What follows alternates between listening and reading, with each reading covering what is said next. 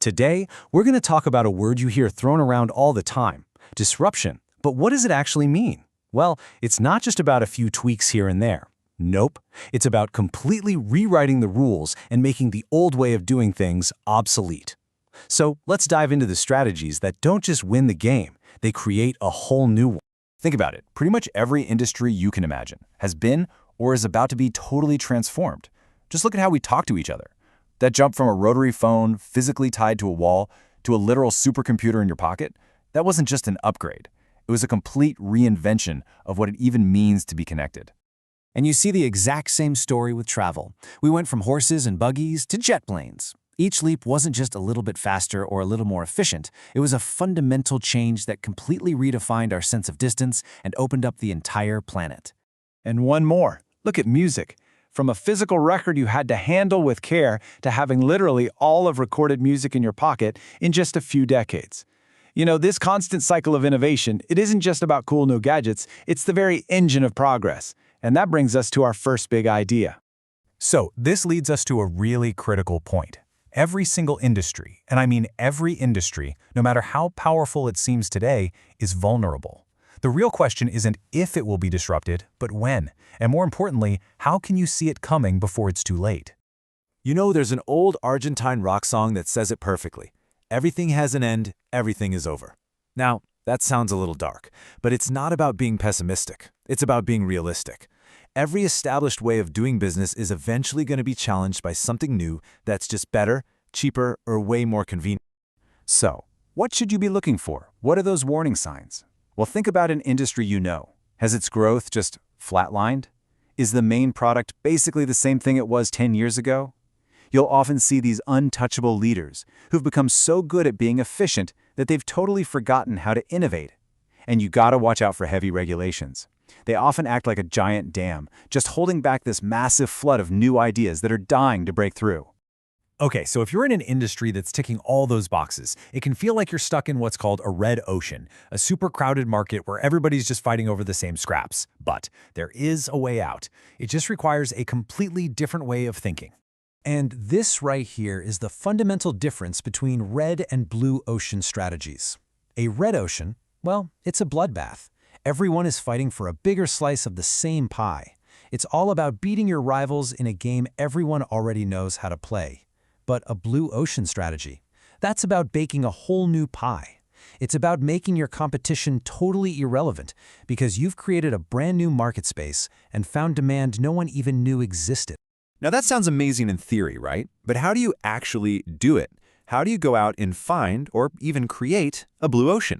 Well, one of the most powerful tools out there is a really simple framework called ERIC. It's an acronym, E-R-I-C. Eliminate, reduce, increase, and create.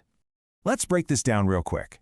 The ERIC framework basically forces you to challenge everything with 4 simple questions. First, what are the things your industry just takes for granted that you can get rid of completely? Second, what can you scale way back to save money and make things simpler? On the flip side, third, what should you crank up to a level nobody else is even thinking about? And finally, what totally new things can you introduce that the industry has never ever seen before? This is such a brilliant way to see it in action. Let's take the classic example, Cirque du Soleil. See, they didn't try to just build a better circus. No, they completely reinvented it.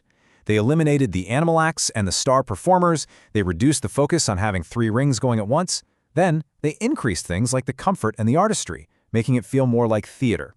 And they created something totally new, a theme, a story, a narrative. They didn't compete with the circus. They created a blue ocean right between the circus and high-end theater. And this framework, it's not a one-and-done thing. It's a cycle. Just look at Netflix. First, they used it to blow up Blockbuster by eliminating late fees in physical stores. Then, they used it to disrupt themselves by creating instant streaming, which made their own DVD business less relevant. And then, they did it a third time by creating original content, putting them in direct competition with the biggest movie studios in the world. So, the ERIC framework is amazing for discovering a new way to create value. But a great idea? That's just the beginning. How do you actually build a real, sustainable business around it? Well, that's where our next tool comes in. It's called the Business Model Canvas, and it's basically a blueprint for your entire business on a single page. It sounds a little crazy, doesn't it? I mean, how on earth can you boil down the insane complexity of an entire company, its customers, products, costs, revenue, all of it, onto one single sheet of paper? Well, this is it. The business model canvas. It's a map of your business across 9 key building blocks. And a simple way to think about it is this. Everything on the right side is about your customers and the value you deliver to them. The left side? That's all about efficiency and the behind-the-scenes work that makes it all happen. It's an incredible tool, a shared language for your whole team. And we're going to zoom in on 2 of the most important parts. Right in the center, the absolute heart of the canvas, is your value proposition. This is, without a doubt, the most important block.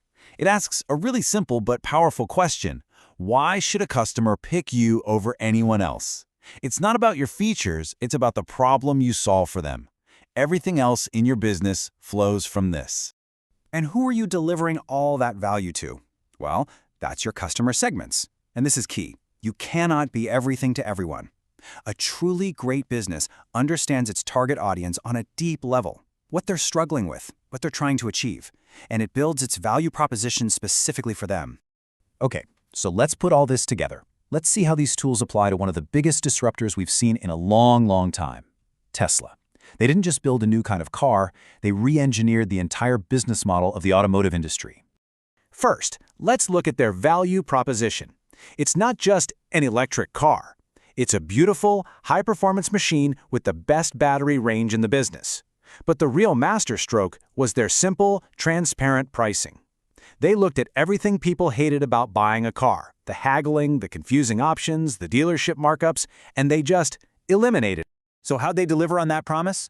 First, they completely changed the sales channel. By cutting out the entire traditional dealership network and selling straight to you, Tesla got total control over the customer experience, the branding, and the price. That's something the old car companies, with their ironclad dealer contracts, could literally never do. Next, they created something the industry had never even dreamed of offering, their own global network of super-fast chargers. I mean, this was an absolute game changer. It single-handedly solved the biggest fear people had about electric cars, range anxiety, and it turned a huge weakness into a powerful, competitive moat that keeps customers in their ecosystem. And finally, they totally rethought service. You see, traditional dealerships make a ton of money on repairs, but electric cars have way fewer moving parts. So Tesla built a service model based on convenience, not profit, using their own service centers and mobile rangers that actually come to you. It's a completely different kind of relationship with the person who owns the car. So, we've seen how old industries start to show cracks, and we've looked at powerful tools like the Blue Ocean Framework and the Business Model Canvas that let you design something new from the ground up. From Cirque du Soleil to Netflix to Tesla, the pattern is so clear. Making the competition irrelevant is way more powerful than just trying to beat them. And that leaves us with one last, really important question. What's next? What industries out there right now are showing those same telltale signs of stagnation? Is it education? Healthcare? Banking? The tools to build the future are right here. The signs that the old ways are breaking down are everywhere you look. The only question is, who's going to be the one to see the opportunity and build the next blue ocean?